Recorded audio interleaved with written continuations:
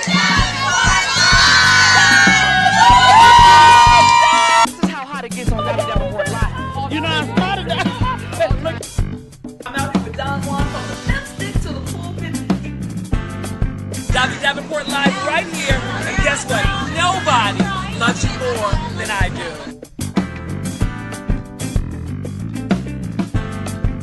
It's time for the Davi Davenport Live. Davi Davenport Live Show. Davi. She's live. It's a party on the couch. It's time for the Davi Davenport Live. Davi Davenport Live Show. Davi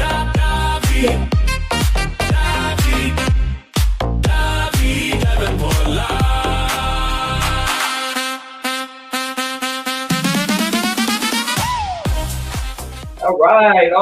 All right. Hello, everyone. How are you? It's your girl, Davi Davenport, and you're tuning in to Davi Davenport Live. We were just making sure that we got the show shared over here in case you were live and checking out what are they doing over there. We're making sure that we have some fun. Guys, you know that Davi Davenport Live is all about sharing stories with you that are going to inspire you, encourage you, and you know what, just entertain you as well. 2 weeks ago, we had the one and only Michael Cox of Born Vain Art that was on because May was Art and Music May. And Mike shared why Born Vain was so important to people, what it meant to express yourself, and what it felt to wear your shirt, wear your face on your shirt. George, you have a lot of Born Vain, don't you? I started to wear it today. You started wearing it. I was shocked he didn't have his Born Vain on. Actually, I've seen a lot of, we're going to be sharing one of the pieces that you have of Born Vain. Now, my guest today, and I'm sure that all of you watching today know George Daniels. George is not also an icon, but I call him an all-around good guy. George is known for launching careers and enhancing people's lives throughout decades and decades of years. And George's like, don't age me too much over here. I always say, people say, we've known you for decades. I'm like, hold on a second. You're a legend, Davi. I go, hold up a minute. But I am. You know what it is? We're older. It is what it is. You know, George, I want to introduce you to the viewers of Davi Davenport Live. I'm so excited to have you on board. You know, when I thought about Art and Music May, you know, I told Michael when he was here, I said, Michael, I have to, you know what would be awesome is to have George Daniels on the show. And Mike said, well, let me make a call real quick. I said, well, I can call him myself. I said, no, you go ahead and do it. I said, but I knew the reason why is because our show and Davi Davenport Live is all about, as I said, encouraging and enhancing people when they're starting careers or when they're wanting to enhance their careers, people in the entertainment industry. And I remember being in a line as Dewana was, and I want to say a huge thank you before I get started to my technical directors. I love you guys so much, to Dewana Woodard and to Brittany Lopez. I could not do this show without the two of you with helping me. Thank you so very much. And, you know, I remember being in lines wrapped around the building at George's Music Room. Can you just kind of give us a bit of a highlight about George Daniels, what the start was for you? I know that you talked about this 18 albums, I think, or something like that. Yeah, but for the viewer that doesn't know the story, can you share a little bit of that with us? Sure. Well, I always give it credit. You know, just like a tall tree or whatever, it's about the roots. Yes. And I am who I am because of where I come from. Yes. And my mom and dad, I was born in the Bronx. Mm-hmm. My mom and dad had a restaurant, and I was literally almost born in that restaurant. Wow. So I was born into entrepreneurship, if you will, from the community base. And that's what it all comes from, my work ethic, the whole darn thing. My mom and dad wound up with a number of restaurants. They divorced. I was shipped off to Houston to live with my grandmother. Okay. Fifth Ward. My grandmother owned Mama Alice's Cafe. Oh, wow. And, so they were all entrepreneurs. That's it. Wow. And I was starting seventh grade. And, you know, in Houston, coming from New York back then, segregation, all that. Sure. I had never gone to school with all black folks. Wow. And so that was an experience. Like being out in the Bronx, of course. From New York. Yes. I had to learn how to say yes, ma'am, and no, ma'am. Oh. And said, yeah. They're trying to take us back to that now, unfortunately, George. We see a lot of that going. That's a different topic. But well, it's not hard for them to make that happen based upon what's going on now in our society, because just like me, fast forward to winding up in the music business, because just a quick scenario. When Beyonce did Cadillac Records, Yes. and she portrayed Etta James. Yes. Well, my first job in the music business, I was Etta James' driver at Really? Chess Records here in Chicago at 2120 Michigan Avenue. Okay. And I wound up there because I graduated high school in '64 and hanging out, and I meet this young lady. We started dating. She had one more year at Hyde Park High School. Okay. And she worked at Chess as a receptionist, and she sang background. And we started dating. I took her to a prom. She graduated the following year, and what have you. That happened to be Minnie Riperton. Oh, So that's how, we were talking about that was your first love, huh? that was it. Minnie, the voice of all voices. Into the business from that end. Being a driver with Chess Records. Yeah. Etta James, I just drove her locally, and I wound up going on the road. Just really in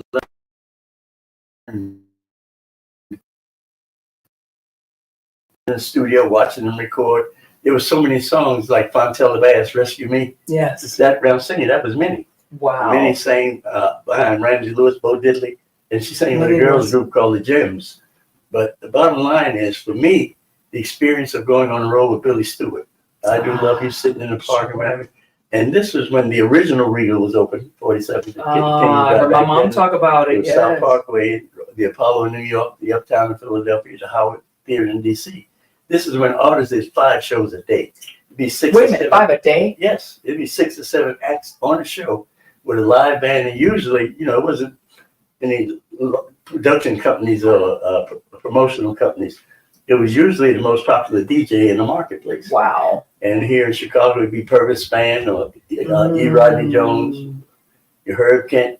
In New York, it would be Frankie Crawford. Yes. In Philadelphia, it'd be Eddie O.J. And these were the guys that did shows. And see, here in Chicago, it was such a unique thing. And being at Chess, and what many folks don't know, WVON, of course. Yeah, of course. Melanie Spann. Legendary, yes. But there was a radio station. I was in high school. It was called WCES.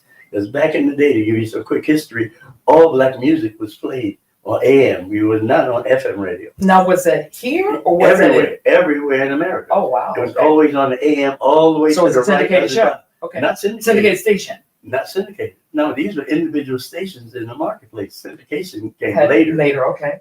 Just independent stations. Like Soul Train started here on WCIU. I remember. In the Board of Trade. Sure.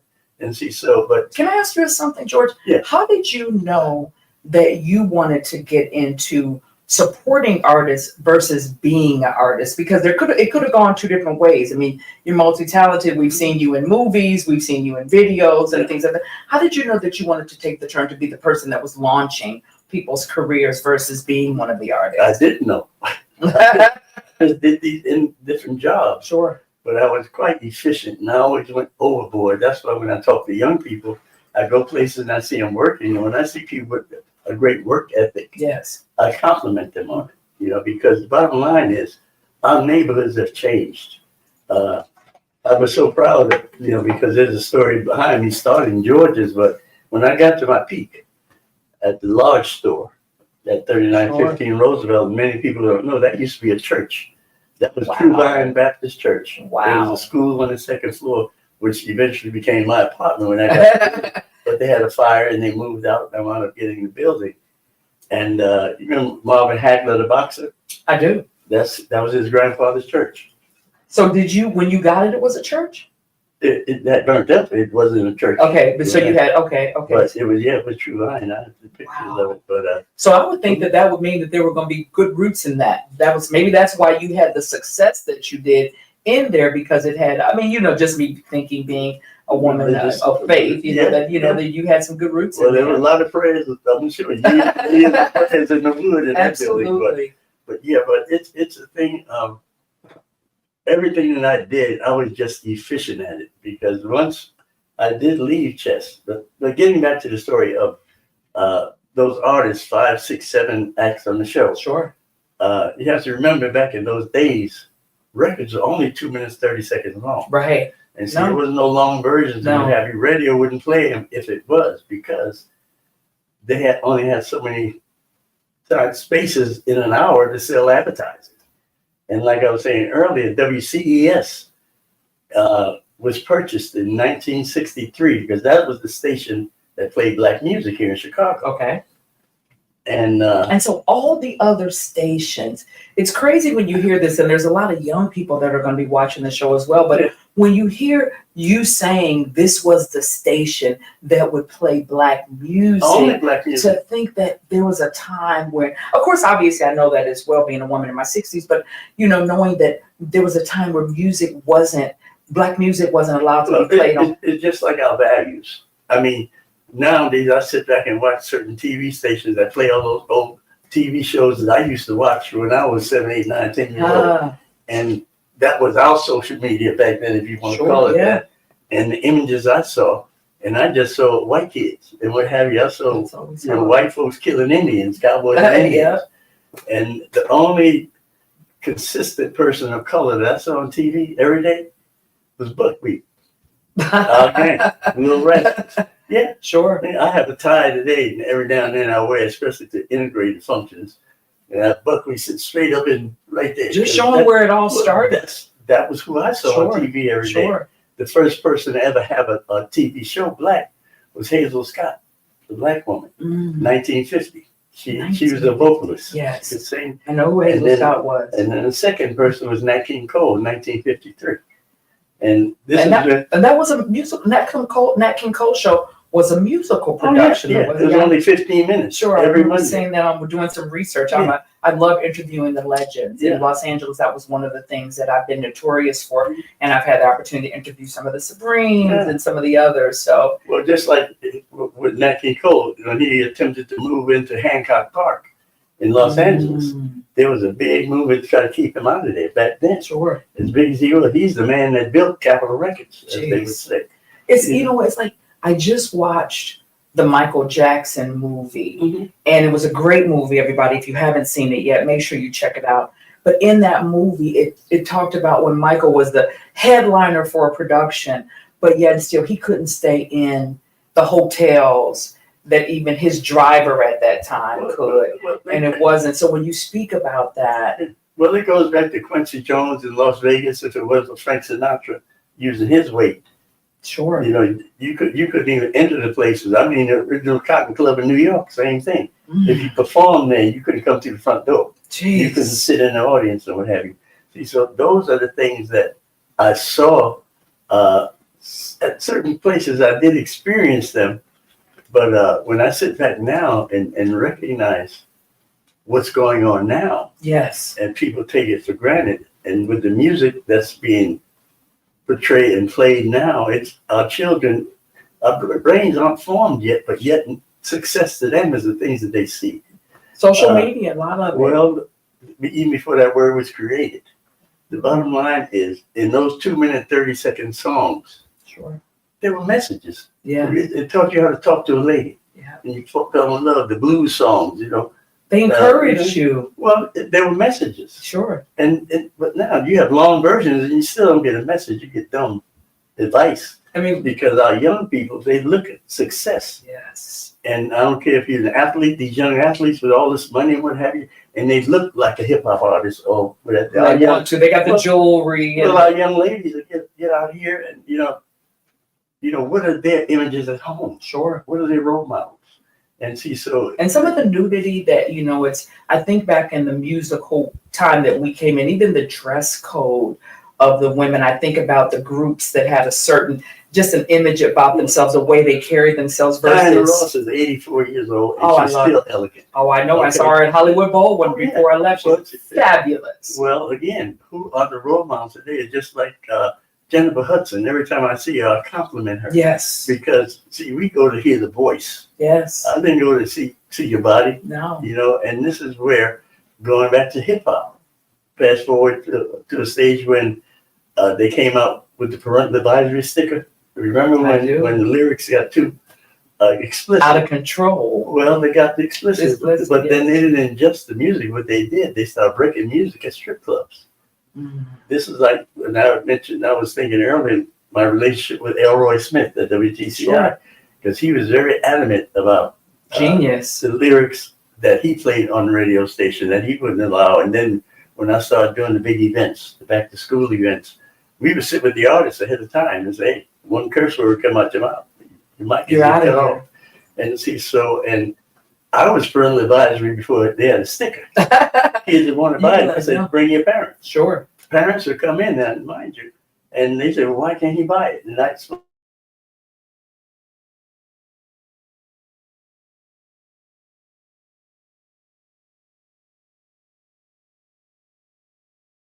this is what happened. And just that my store is everywhere. And so Can I ask you something, George, Yeah. just to double back, and that is because a lot of people don't even know the story of how your store opened. You said about it was a church, Yeah. it burned down, but tell us about that very beginning. That young man that wanted that store, it was a church, the church burned down. Tell us a little bit about, because there's a lot of people that have written into me and they've said, I've heard of George Daniels, Yeah. but I don't know George Daniels. And we have a lot of people that right now are going through, whether it's a financial struggle or maybe it's just a hurdle. Yeah. Maybe they rebuilding their wealth and want to be inspired by this. So tell us a little bit about the very start of George's music room. Well, it's based upon, again, like I said, a work ethic. After I left chess, I wanted to work with my dad. My father had moved to Chicago, Okay. and we had restaurants on 47th Street. Okay. And was working there, and I wound up getting another job working for this man named Jimmy Manette. He had One Stop Records Incorporated. Okay. People remember like Barney's and Joe's and Fletcher's. Sure. One Stops were like sub-distributors. They sold records to record stores. Back in the day, it'd be Sonny's TV Repair and Records. So-and-so's Cleaners and Records. Mhm. Records were a byproduct. Yes. And see, in downtown Chicago, the department store, they didn't have black music. There was one record store in Chicago downtown that sold black music. That was Rose Records on Wabash. Oh, sure. Back in the day. Yeah. And so when I started working for Mr. Manette, I would do odd jobs. Then he put me in charge of one of his stores on West on Madison, 2935 West Madison. Okay.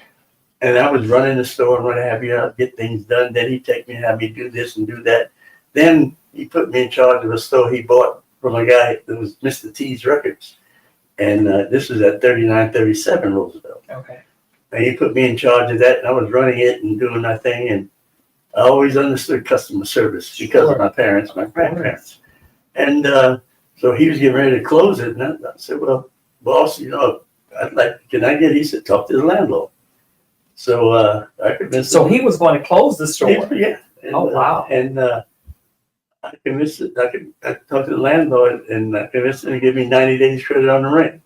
Oh. And I went to Gardner's One Stop on 75th Street, bought 6 albums and 145s. December 12th, 1970. And It was days before your birthday. oh yeah. And I was my only employee first 3 years. I didn't even have a sign up there with my name on it yet. Sure. But that was But you had a vision. oh well, I had a work ethic. I had no vision. Okay. I was running the store. The term making a living, that's what I went in business for, just like anything else. But you don't hear that term. Everybody wants to get rich. They don't want to make Quick. a lot of money. Well, at any That's the time. thing. But the whole thing is, if we brought up with making a living, taking care of your family and so on, Sure. those are the words I grew up with. The images that I saw with uncles and aunts and with the jobs and the homes and what have you.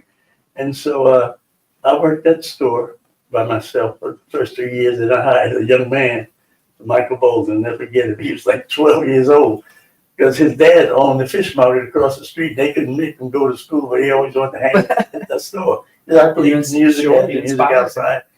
And so I went to talk to his father. I said, look, I'll get him in school if you allow him to work for me. Sure. I gave him a job, and And that was your first employee. that was the first one. Mhm. And so eventually I got the 2 employees, 3 employees. Then the 4th employee, I was whack.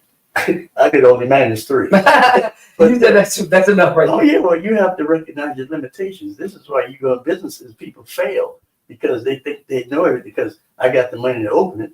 But when you go into a business nowadays and you're not treated properly by the employees, Sure. don't blame the employees, blame who hired them. Yes. And see, so I said, And the training that they're getting, making Well- sure that the camaraderie and everything is well, there. they have to, well, again, people go into business because they got the money. A lot of times. Most of the time because they don't know the business they're going into. They just have enough money to start the business. Well, one thing But you for sure. fail when you don't have the right staff or you're not. Pride myself.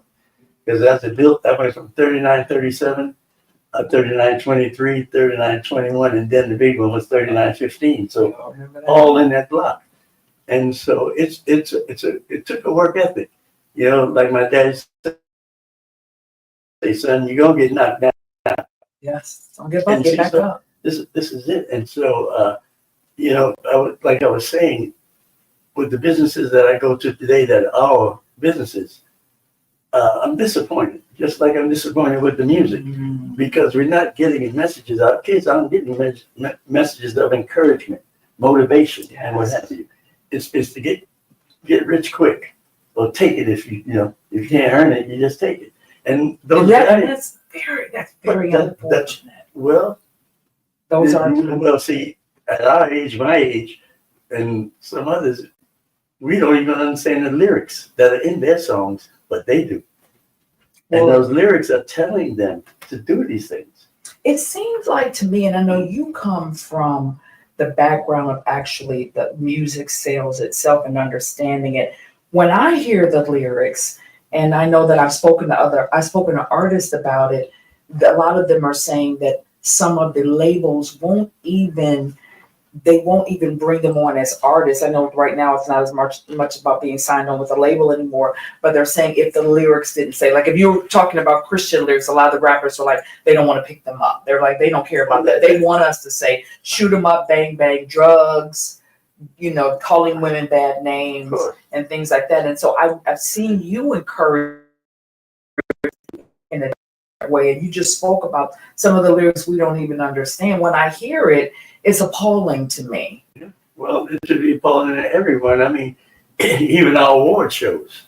When you look at some of these young ladies and what have you, and the way they present themselves. So if you're going to be like that, then how do you expect to be treated? Wow. And see, so this is the thing.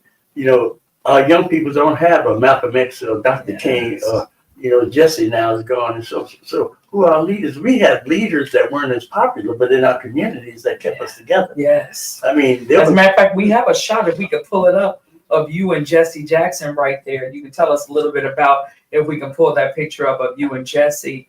Tell us a little bit about that relationship. That was another picture of you and Jesse. You're like, which one is that? Which picture is that? But a little bit about, rest in peace for Reverend Jackson as well. Well, he was just a person of encouragement. He was like one of my heroes, like millions of others. Yes, one of mine for sure. The thing for me is he always had this. His nickname for me was the youngest or the oldest teenager.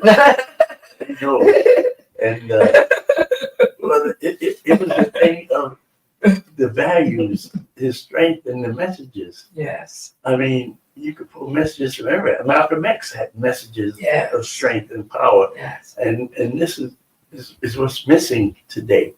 There's nobody talking about community. When you ride through our neighborhoods, many of our vacant lots are still vacant from when Dr. King was assassinated. Sadly, yes. And you have generations that have grown up that don't realize why their neighborhoods are like that. When I used to open my store in the morning, the bus stop would be full of people going to work and children going to school. Right through our neighborhoods now today. The bus stops are empty. They're empty. But then we had Sears and Roebuck on the west side. One of my first jobs out of high school was Montgomery Ward. Of course, you know Weebles, Montgomery Ward, the Sears. Yes. I even worked one winter, I guess, the winter of 1965, at U.S. Steel. My mother worked at U.S. Steel at 208 South LaSalle. Yeah, but now I worked at Steel Mill. Okay. You know what, Drew? I have to say, just to double back on something that you said, I feel that people, if anything, our people are starting to get back a little bit more into community. I think that people are being alarmed. They are alarmed by where we're standing today. I know that I am. I never thought in a million years I'd be standing, and I don't usually get super political, but since we are having this conversation, because I'm sitting with someone that's an icon, a legend that's seen various dimensions of this life of ours, it's like, I think that I know that some of the rooms that I'm sitting in right now, people are talking about community again. We're talking about the fact that we have to unify and get together. This is mandatory for us right now. Yeah, but the people that are talking about it never lived it. Well, you have to start somewhere. Well, you have to restart it. The whole thing is community. You use that word. I used to use it, another word called a village. Takes a village. That's the thing. I mean, Village. I used to get kids out there and spank them and take them to their mamas, and they look. You can't do that anymore, George. Well, I know that, but again, that was now you go to jail for that. Well, that was the village. Sure, I know. I mean, everything that you needed, you bought from somebody that looked like you. Yes. See, so you have to look at that timeline. Mm-hmm. At the end of the 70s, going into the 80s, when all of a sudden the corner liquor store had bulletproof glass. Jeez. And you put your money through a hole and get your stuff through a Lazy Susan. And that person back there didn't look like you. I mean, that's what happened to our neighborhoods. Yeah.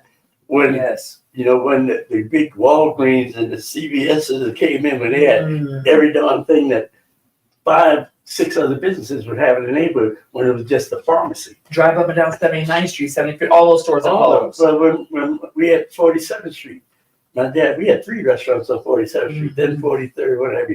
The nightlife, everybody, look, the only reason you didn't have a job, your butt didn't want to work. Right, you're right. There was no such thing. You're right. I started working at 15 years old. Exactly. And I told the store I was 17. I was only 15. But you wanted to do that because of what you saw. Sure. I saw my mother come from an area where my mother owned cleaners, owned restaurants, and all that. So where are the role models for our children today?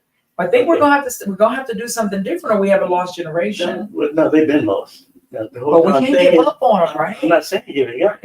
What I'm saying is we have to take inventory of our history. Yes. And then, recognize what it takes. The idea of being a merchant just to get rich, not to make a living. Mm-hmm. See, I was making a living. I didn't care about getting rich. I wanted to pay my rent the way I lived. Sure. And I enjoyed being of service to the community. Were there any times that you had with George? And I know that because I'm a business owner and I'm an entrepreneur, and so was my mother, my grandmother, my father. So I come from that background as well. Tell us a little bit about a time where you had to, or multiple times, where you had to put, whether it was with your business or whether George's Room or any of your other businesses, we're going to discuss some of those as well, but where you came to a point in your business where you had to push through to make sure that you persevered. I know there's a ton of time. You don't get to be where we are in life, that I have a ton of times, but tell us one of those times with George's Music, or maybe one of the first times that you said, I've got to kick this door down and continue to run this business. Well, it was a difficult time when I talk about it, because I've done other interviews and I'm honest about it. My documentary will be coming out soon. Oh, they did do that. And shout out to Mary Datcher. Mary, you're tuning in right now. I know that Mary is working with you. Love you. I've known her for a long time. Mary used to work for me too. I have some pictures of you guys. Yeah, she's amazing. Always been just brilliant in the industry. Well, she's a young lady that grew up with her parents having a business. Sure. See, so the work ethic comes from that. This doesn't come out the sky just because you're alive. Sure. You have to be exposed to those things. And with the ups and downs of life, and like anything, I made missteps. So what was one of the times? Oh, the biggest mistake I made, I got addicted to crack. I went through a 10-year addiction. Okay. I lost that. Back in the day, what was it, 1973, I was living in 81st and Ellis. And the Jeffersons was the hottest TV show in the summer. Moving on up. Of course. I moved from there to 1660 North LaSalle. Oh, you really moved on up. Oh. And this is Sandburg Village there. This is where all of the black stewardesses live. Flight attendants, they call it. I'm in the Sandburg Village. Yeah, well, this is where, and so I met a group of, achievers of color living in that building. The building eventually turned condo. I wanted to be in it. I didn't know what a condo was, but I bought 2 of them. And you had the money to buy it. Yeah, well, back then, I mean, it wasn't what it is today, but had I been able to keep them, I'm sure would be in better shape. Sure. But in any event, I had to go to Texas to take care of my mother. And this was like September of 1979. I had just gotten married. That was my first marriage to a school teacher. I had been married long enough. And I was moving my store from 3937 to 3923. And so I went down to Texas, and I was gone for like 3 or 4 months. But my wife and the help that I had then they literally moved the store. I had the store designed and stuff. And when I got back, most stores, we had a paraphernalia section, so rolling papers and so on and so forth. And guy came in one day and said, "Man, George, you got to get those pipes." I said, "I have, marijuana pipes." He said, "No, the cocaine pipes." I said, "What are you talking about?" And so he told me, I called my supplier, Adam's Apple, never forget the company. And they said, yeah, they had kits. Wow. Because when they first started it, it was called Freebase. Okay. And they had kits, and they used to mix it with, with ether, and it was all in this thing here with a pipe. And so one day, I get curious, a customer comes in. I say, "Here's $50. Give me some of this stuff." Just like that. Biggest mistake I made. The Temptation song, one drag, that's all it took. And I was hooked. Sure. Yeah. And so that experience, you saw yourself take a turn. I didn't see myself. I just kept doing it. My wife, she just left. I came on one day and I said, "Hey," and it was an echo. She packed everything up, got out of there. And so I even literally opened up a store while I was addicted. And I moved to the west side and so on and so forth. But in any event, to get back to you, which the original question is, yes, I survived it. But it was tough. And then and what were some of the things that you did? Because we had a guest that came on the show, a mother and a daughter that came on the show maybe a month ago. And it was her daughter. The daughter had written a book called The Diary of a Dope Fiend's Daughter. And it talked about, it was about the experience, but what it was more so about was how they evolved beyond the experience. We went from hurt to healing and from that experience. And so we've all had things in our lives that we could share that when we look back on it, we say, "Man, how was I doing that?" I'm a non-drinker now myself because I know alcohol just does not go along with who Davi Davenport is. I share it openly because I want someone to be able to have that experience of us knowing. But what was the turning point for you? And then we want to get into some of your celebrity experiences. We also have a lot of people that are on here like, "Oh my God, he knows Queen Latifah, he knows Snoop Dogg, he knows absolutely." How did you go that first? Okay, you had that experience. You said, "Here's $50, go get that for me." Wife left, heard the echo. What was the turning point for you when you said, "Can't do that anymore"? My kids, George and Maxine, George Jr. and Maxine. It was, because their mother and I were both, addicted. And eventually me and her went separate ways. And I met my present wife today, actually November 7th, it'll be 33 years. Hey, Regina. Yeah, hey, sister. Hey, sister, we love you. And so my drive was really to get a mother for my kids. Yes. Regina was single. She had no kids and what have you. And a wonderful woman. Oh, we hit it off quite well. And we met, it was July 1993, July 18th. I know the date. There we go. That's a good one. See, a lot of men can't keep up with the anniversary date. You're a good one. You get Regina's like, "Oh, that's why we still married. That's right. I remember that's right. Hello. That's okay. You can do it. That's okay. It's okay. So we met July 18th, 93. We got married November 7th. Yeah. 1993. Wow. Oh yeah. And loving each other today. Oh yeah. Well, when we met, my daughter was 7, my son was 4. Wow. My daughter just turned 40 the other day. I have 2 great grandkids, and my son. I've seen you with your children. I've seen you with your grandchildren and your babies, and seeing that. So did you knew when you met her that this was the one for you? Did she understand? I know that she's also in the industry herself in a different capacity, but did she understand the magnitude of what you were doing when she first met you? Because at that time you already were George Daniels. Yeah, well, I'd come out of it because it's crazy how the story, because from 39, 37, 39, 23, then I'm on to 39, 21. And when the church came available, because I was on my way, fighting to come back. Sure. And that was a miracle in itself, getting that building. And the neighborhood, so you have to remember that the village, they saw me, the guys in the pool room, everybody wanted to help.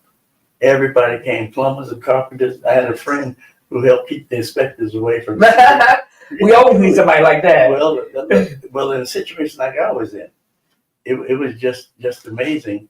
And then one day, because the place was all boarded up, and we inside, electrician he got and came and put some lights in there for us to see, because the place was really messed up. But then one day, banging on the door, this little guy, his name's Alex, Puerto Rican gentleman, and he said, Reverend Scott from the church at Central Park in Roseville, he said, "You're a good guy and I could help you." I said, "Well, what do you do?" He said, "Well, carpenter and so and so." I said, "Well, I don't have much money." He said, "Well, let me see. That store that you saw, he built that. I told him my ideas and whatever. He built that." Then another guy from the pool room, what have you, they upstairs, which was the school, but it was all, but they built my apartment. So he said the pastor told him to come down here. Yeah. That's the true village. Right. That's what I'm saying. Everybody, look, the guys came in. I'll never forget, Stills was his name. He said, "I do sheet metal work. I put your duct work in here." I said, "I don't have a furnace." He said, "Well, I'll put the duct work till you get it." Right. Well, put it until you get one.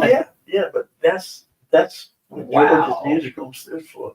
And then as time went on, and when we were able, that's where the national, international recognition came with that. So you can walk in any room right now. I've seen you walk into rooms, whether it's in Chicago, but in Los Angeles, where you walk in, any celebrity, any person, just anyone knows you. And not only that, but the stories that people tell about you, you've been around, are always Uncle George. We love him. Oh my God. He's amazing. Guess what he's done for me? And just like personal stories that people share about things that you've done for them. So it means that when people paid it forward with you, that you turned around and did the same thing. Well, it was a thing, again, it was my background. Going back to the music business, when I was on the road working at Chess Records. Yes. You'd be on when Billy Stewart, Smoking the Miracles, and so there'll be, like I said, 6, 7 acts on the show. Sure. And you saw the hard work that they did. They didn't get the checks they're getting today. Mm-hmm. And it's just like the Apollo in New York. On 126th Street side, back of the Apollo, it's on 125th, there's a schoolyard. And that's why I use the example of Michael. Because see, I was working at Chess the day that Joe brought them by. Michael was like 7 years old to audition at Chess. But Chess was in blues and soul music. But yeah, I saw Michael back then. And so what makes you realize how he was is probably especially at the Apollo, because you're there all day long. And I'm sure in the dressing room that they were in, he could look out and see all the kids playing. Mm-hmm. And he had to work. And see, so his attachment to young people came because he had no childhood. Sure. And see, so just that story there, amongst many of the stories that I experienced being around artists and what have you. So that was epitome of work ethic, wasn't it? He had a heck of a work ethic. Well, look, how could he not? His dad worked at a steel mill. And see, a lot of folks don't know the first record they ever had was called "I'm a Big Boy Now." It was a 45. Big Boy Now. And it was on Steel Town Records. A guy named Gordon Keith, who worked at the steel mill with Joe. That was his record label. And that was the first record they ever made. I think I was singing the wrong song, but there we go. George was like, "That wasn't it, Davi," but okay. Yeah. I actually hosted Joe's last birthday party before he passed out at Odie's house. Out at Odie and his wife Sharon's house out there. That must have been a couple of months before, because he used to come to a place called The Joint on Dearborn and Huron. A friend of mine, the guy that runs a bunch of stuff over at Center Space. Okay, yeah. And, that's the last time I saw Joe. How did you get into, you've been responsible for personally launching some careers. So let's talk a little bit about that as well. So I know you helped with Robert. Yeah.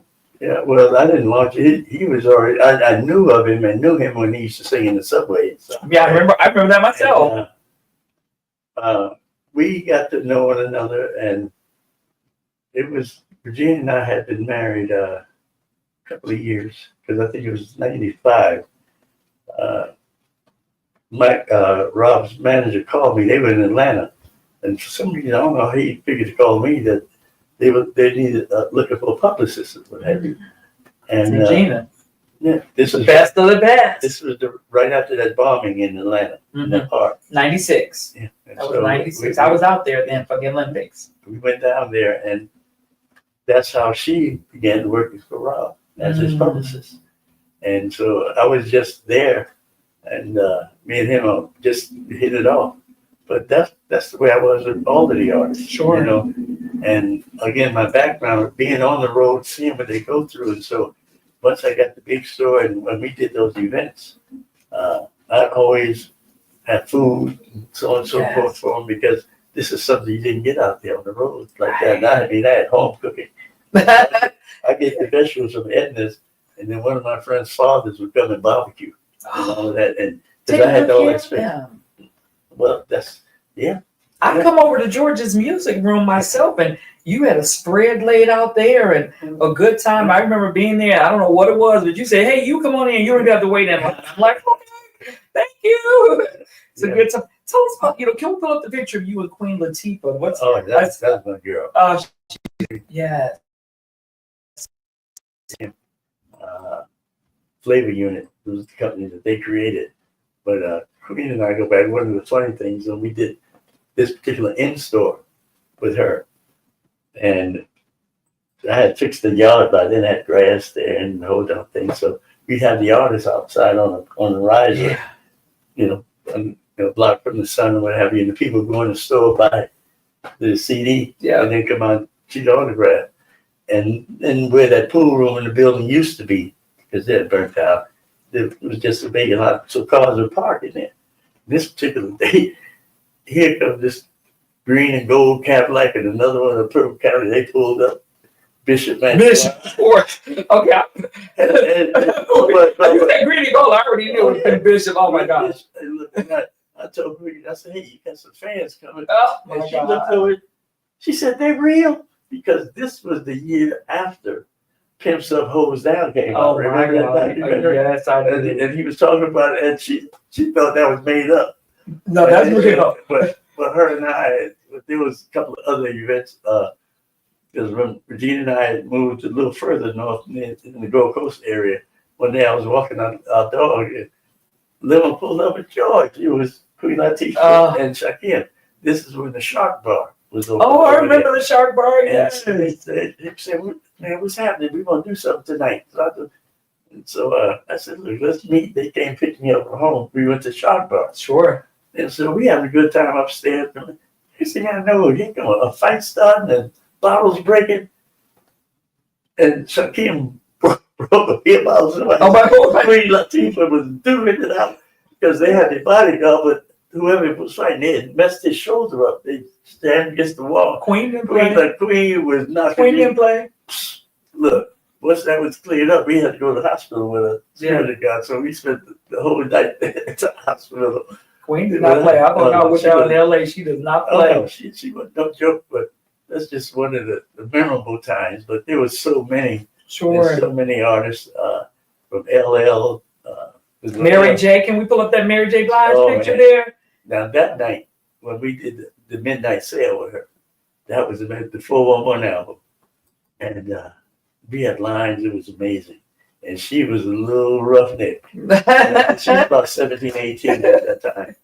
And it's a bad girl. Oh yeah, she was. She's growing now, just like we were talking earlier about young people.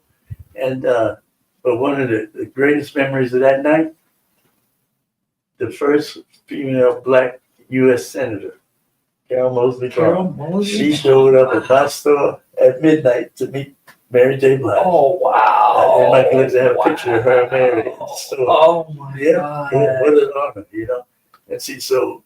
For us to have developed a store like that, my relationships with radio, especially with Elroy Smith and then the Alderman, because when I first opened over there, it was Shumpert, then Bill Henry, then one other, then Michael Chandler.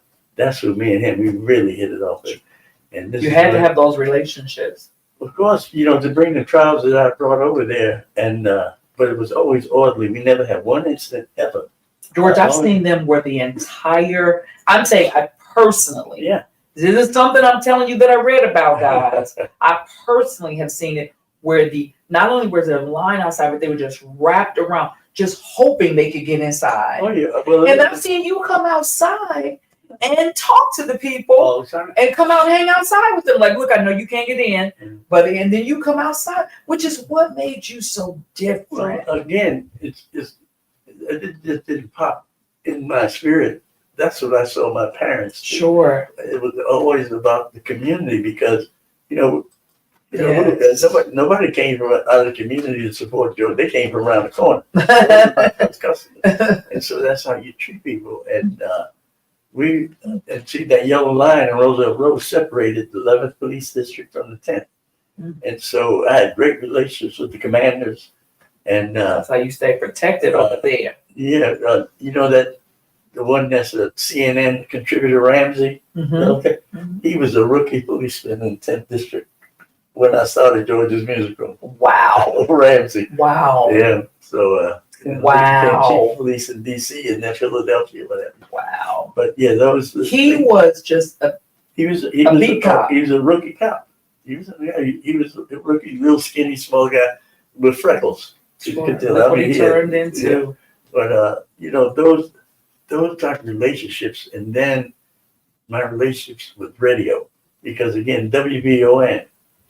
When I'm saying about it was up CES, and then Leonard Phil Chess, the Cadillac radio guy. Cadillac Records. They bought WCES in 1963. They're the ones that named it WBON, Voice of the Negro. Really? Yes. The only record. Wait a minute, they named it WBON? Yes. Oh wow, I did not know That was the first record company to own their own radio station. So they played their records and what have you.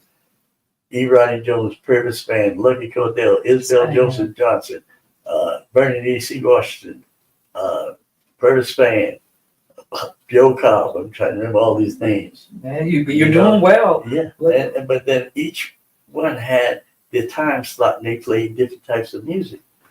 And this is another thing that's different with our culture today. When you got up in the morning, get ready to go to school, gospel was on radio. Yes, it was. And so I programmed my store like WBON when I opened, because I used to open up real early and I had speakers outside and I played gospel. Yeah. I programmed the store. Oh, that's beautiful. Just like the radio Oh, station. that's beautiful. And those relationships and Purvis Fan used to do his gospel shows at this church at the last game Roseville called Mercy Seat, which was an old theater that became this big church. And I would sell his tickets for his shows. And E. Rodney Jones would do shows and what have you. And E. Rodney and I became close because of my relationship with this black distributor called United Record Distributors, 1827 on South Michigan. You're good with addresses. Oh yeah. Well, those are the memories. And Ernie and George Leaner were the first black distributors of major labels in the country. Wow. They also owned a record label. They had a studio upstairs called Wonderful Records. You remember with Alvin Cash, Twine Time? There was a song called Twine Time. It was a real big hit. But see, Michigan Avenue from Roosevelt Road to Cermak is known as Record Road. I never And a documentary called Record Road to tell you all about that. And Chess is the last standing building, and then the coffee shop at 1449 Michigan Avenue. Overflow. That was VJ Records. Wow. VJ was the largest black record label before Motown. And Vivian and James, they were from Gary, Indiana. Wow. Husband and wife that started that. I had the opportunity to interview Barry Gordy out in LA. I'm friends with his daughter Sherry. And I know Sherry. Yeah, I love Sherry. Well, I know she's tuning in right now. Actually said I'm going to be watching. So I love her dearly. And when I hear, Barry talk about the history, it's almost like listening to you talk when he goes. There are very few people that he's actually allowed to even sit down and have a conversation. And he says that, when he thinks about the history and the difference of today versus what it was like then, you speak about work ethic. You said it quite a few times today, and he spoke about that. Yeah, he spoke about the difference of work. And that was something that he said multiple times as well. Again, this is why every artist, and as long as they've lived, they've always been ladies and gentlemen. Yes. I mean, Diana Ross again, to bring her up. Yeah. And they came out to projects in Detroit down the street from Hitsville, USA, which was Motown. And the unique thing about it, my first mentor at Chess Records was Billy Rocal Davis. Billy Rocal Billy Davis. and Barry Gordy started Motown together. Yes, I know that history. Because he dated his sister. And one thing led to another. Yeah. They were getting these hit records, and the Chess brothers wanted him to get this guy to come down to Chess. And so Billy was dating Barry's sister. And they sent this gigolo up to Detroit. Gave him money, what have you, to get up there and swoon her away. And the guy that he sent up there was Etta James' boyfriend. Story. These are stories I was told when I was there.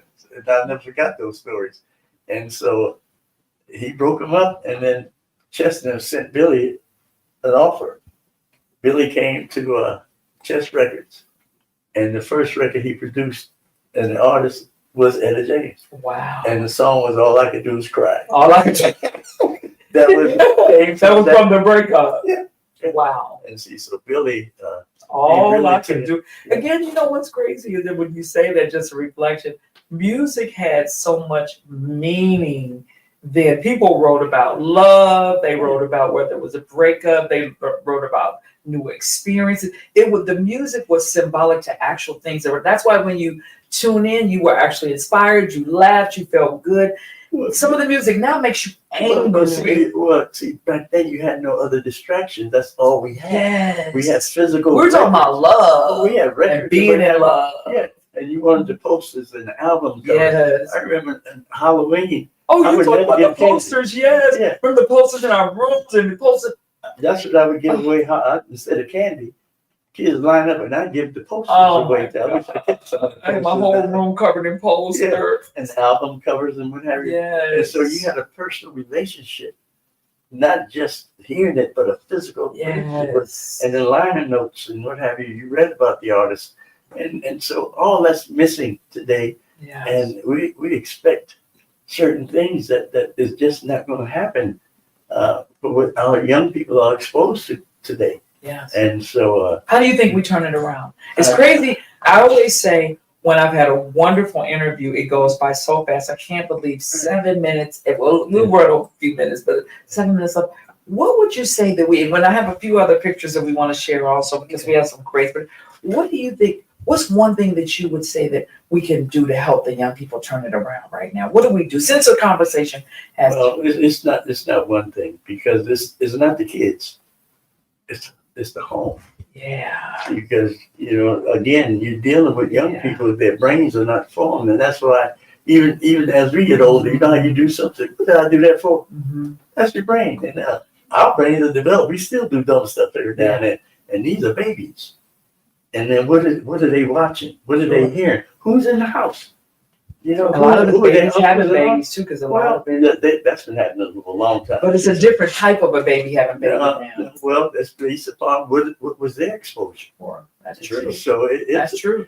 Our communities, just like I said, my first employee came from a neighborhood. When I got to the point where I had close to 15 full-time employees, they all walked to work. They were from the neighborhood. This is where you got your first job. Yes. That's how I got my first job. Yes. And so, I still preach that today, but when you ride through our neighborhoods, what do you see? And see, so it's a thing. And then you have people that start businesses that don't know how to run them. They hire the wrong people. They don't train them. Because I learned from running my own store. Of course, I made a bunch of mistakes working for Mr. Manette. Of course. So that's why I didn't need much money, because I made all the mistakes. Sure. And so, but we learn from our mistakes. Yeah, but when you go into business, you can only make so many mistakes. Oh, I know. And that's the thing. And so to have the opportunity to work somewhere, where you could learn, and if you decide to go out on your own, you do that. You learn what it means to be an entrepreneur, not a boss. Yes. And see, so a team member rather than being somebody. This is what our young people hear. That's what they see. But there's nobody in the neighborhood where they get a job. You're right, because when you drive up and down our neighborhoods where before, and I spoke about it, when you see the stores that there were also All we you have don't are barber shops and beauty shops and whatever. and liquor stores. I mean, that's what we see now in all of the corners, all of those wonderful. Again, I drive one up in Roseland the other day. And Roseland used to be a place my grandmother would take me up. We go to Weebolt's up there and Exactly. we go have lunch. Well, you know what? Because of the commerce that was there, because of the jobs, the steel mills. Yeah. Okay, and see, on the west side, 25,000 people a day used to work at Sears and Roebuck in Homer Square. And see, so you have a situation now. It's you hate to say it's hopeless, but they got robots that doing better than We us. can't give up. Well, Amazon has close to 1 million robots pulling orders now. Well, I saw that, somebody asked me what did I think the future. I have a 28-year-old son who's, quite brilliant as well. He was talking to me about this years ago. And you always think, sometimes you hear from your kids, you think, what? And so now we see the robots, we see Amazon, we see them doing jobs, we see AI and chat taking. I used to have a graphic artist that did all my graphics. I'm able to do it in minutes now myself and create the things that I need. Maybe a few more than minutes, but just about to create. So look at that job. Now we're over in different, over in I think it was China or they're even having they folding clothes and they're folding clothes and they're actually having some of their medical facilities where there are kiosks where you walk up to get the basic things done, where you would even registering yourself. The people that would normally register you at the desk, those are gone. We're now. so far behind in comparison to what's happening over there. Sure. Yeah, we are so far behind. Guys, can you go ahead and pull up, do me a favor, pull up also. I want to show that Michael Cox picture of Michael Cox work right there. You'll see Michael Cox work there. Go ahead and pull that one up. We love you, Michael. Thank you so much. This is some great work. If anybody's out there and you want to be born vain, if you're not born vain, you need to be. Make sure you check out Michael Cox. We love you. We love you. We love you. Justin Bieber loves you. The beads. What picture you and the beads up there? Yeah, definitely. Any bit of a story on the beads for us? No, not to be hanged to. Not to be hanged to. Just a fan of yours. Like Eminem and what have you. I mean, I brought some notes. I even have a list of, and I couldn't even believe all the people that. Listen, I couldn't believe it. Derrick Rose loves you also. Oh, yeah, well, just like Do or Die, the rap group, I got them signed to rap a lot. Wow.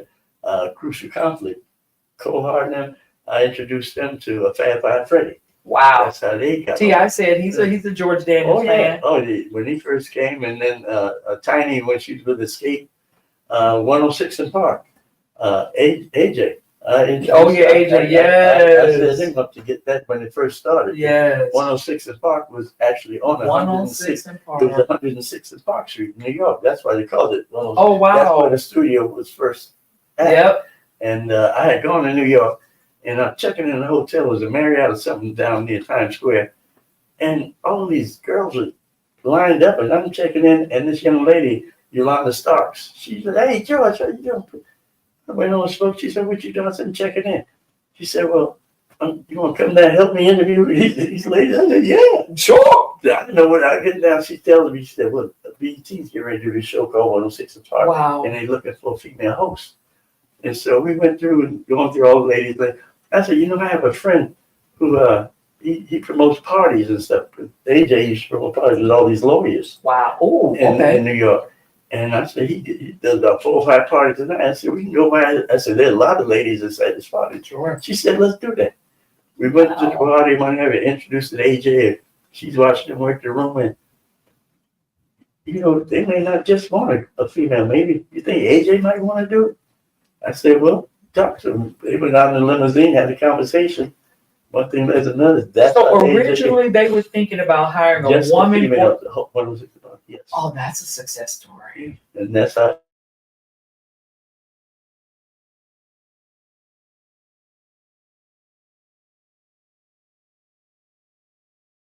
You also. Oh, that's my man. Snoop love. I mean, Shaq. I worked Shaq because I even have one of his chains. He gave me for Twism. He had a record label called Twism. The World Is Mine. And he had me help him get distribution and stuff like that. Yes. So, but I was in and out of so many people's lives. The other night I went to the show. Howard Hughes called me. I interviewed Howard Hughes before. I went to the Hard Rock Casino with wow. Shalimar and Stephanie Mills was there. Oh, Yeah. really? Yeah. Yeah. You know, one thing about you is that you've done, well, you have your documentary now. You've done movies. You've been in a few A movies. bunch of videos. Bunch of videos. You have a nickname I hear that's the Messenger. Mama Do. They gave me that in Africa. In Africa, that's That's which I would. Gerald Levert and Kelly Price. Wow. Them, they had an award show called the Quarter Awards. The quarter is an African instrument, Yes. like a different shaped guitar. And this guy Ernest Ajobi, who got ripped off in New York because he was trying to get some artists to come to Africa to perform, and somebody told him to call me. Wow. And he came to Chicago. We met, and then I called Gerald and Kelly, and I'll never forget Eddie. His dad called. He said, "Now you take care of my son over there. Better take care of my boy over there." Yeah, so they performed. So what, after all of the history, everything that George Daniels has done, what's next? What do you do to ice a perfectly made cake? What happens next? Well, there's a foundation called the Steams Foundation. I know you have a big philanthropic heart, so Well, this is really cool because they have been looking for me and what have you. But George's music room, the building, is being restored. It's going to be a museum of the history of George's music room. You heard it first here. You heard it here first. Yeah, and so this young man, Xavier Lewis, young black man, 25 years old, sharp, and so he's responsible for this whole project. And Wow. are working together, and so I'm excited. I'm really excited about that. Oh my God, that is amazing. So you heard. Well, I definitely want to make sure that Davi Davenport Live is there to interview you guys. With there, have to be there. You know, are you doing a big birthday party this year? I know we're months and months ahead. Yeah. Regina, are we planning a big birthday party this year, It's girl? gonna be a big one. It's gonna be a big one. It's my 80th. George, come on. Yeah. 80 what? 80. First of all, what's the rest of it? First of all, it's an 80th birthday. Where's the fountain of youth? Well, You are incredible. I think that's yes, what you said it. I'm the oldest teenager. that's the only thing they call me that also. Though I think it's also the love that you have inside. Obviously, the love of a great family. The love of. Can you pull a picture of also? I shared a picture of George and his mother, little George. Can we pull that picture of George and his mom up also? There we have it, little George, just adorable. You know, even seeing you then, see your mom just going. She was quite a dresser also. My dad and the whole time. Yeah. Quite a dresser. Yeah. So. One other shout I want to give out to. Go ahead, do your thing. This is all your time right now. Do your thing. All of the young people, all of my former employees, I'm so proud of all of them. They've most of them have gone on and done very well for themselves. I could not have done any of this stuff without them. Yes, I'll say I take the leadership, but they followed me, and that's what George's was about. It was about the young people that worked there, and they made it special. I couldn't. Mary Datcher. When Mary Datcher came on board, she had just left Def Jam Records. You know, she was the first young lady. Remember when she was the Def Jam? But most folks don't know there was only one R&B female. That was Allison Williams. Wow. That's the only R&B artist Def Jam ever signed, and Mary went on the road with her. Really? She came back. Mary's maintained herself in the industry also. I was just talking to Lisa E the other day, and I told her that I was doing the interview, and I said I had spoken to Mary. Also, she said, everybody loves Mary. Well, Mary looks out for me. She handles stuff. Sure, I know. She said she sent me on information. But she really was a spearhead, helped me structure and organize when we were doing those big in stores and whatever. Oh, she was a chief. Bad girl. And so it was a thing. Paul, Big Paul, he was so special. Paul Harrington and whatever he did. He was special. I gave him his first job. First job he had. And there were just so many that Dorian Minor, that group called The Firm. I do, yeah. I gave Dorian his first job. He was 13. So how, here's a great thing. When I mentioned online that I was graced with this interview, people were inboxing me, oh my God, this is going to be a good one. This is a big one. Oh my God. And I felt the same way. I felt honored. I'm honored that you're here today. I can't thank you enough for this. I wanted you to just get a chance. And thank you for your transparency. because there are people that are out there that are going through things right now themselves, and they don't know that it just takes one decision to turn everything around.